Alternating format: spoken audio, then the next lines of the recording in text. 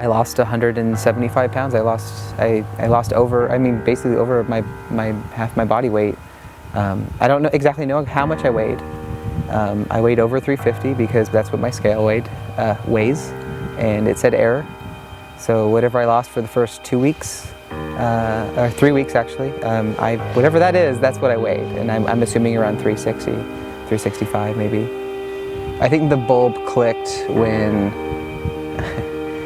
accountability came into play and when I stopped focusing on weight as much, and health became the most important aspect of it.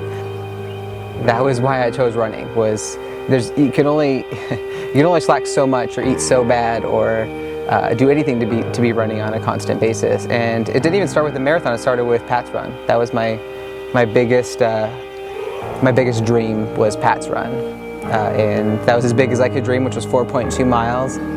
Through this whole experience, I've just started to dream bigger and differently. And the first marathon I'd wanted to do was going to be P.F. Chang's, which would be in January. And I saw Bank of America, where I work, they sponsor and operate the Chicago Marathon, and I was like, wow, that is insane. Let's fly to Chicago and run a marathon. Basically, honestly, at this point, by myself. Like, just the idea of that was very cool. So, that was it. Grand gesture, life kind of deal. Most people, I think, going into something like this would probably want to get a coach or more information on it. And I just try to understand myself and move through that. So I just went online. Very simply, and started looking for a marathon training regimen, and kind of just looked at what it entailed, and it included, multiple short runs throughout the week, interval training, it included weight training, and then it would also then include a long distance run every single week. I used to start work at 7 a.m. I start work at 5 a.m. now. I've done pretty much everything, including running at midnight, running at 4 a.m., 3 a.m., so that I'm able to be home, at 8 o'clock and have breakfast with the kids, or at least be there for that. You have to think about a lot of things when you're running, especially 4 hours. You're running for 4 hours. That is an insane amount of time to be running, and I think about the people that support me.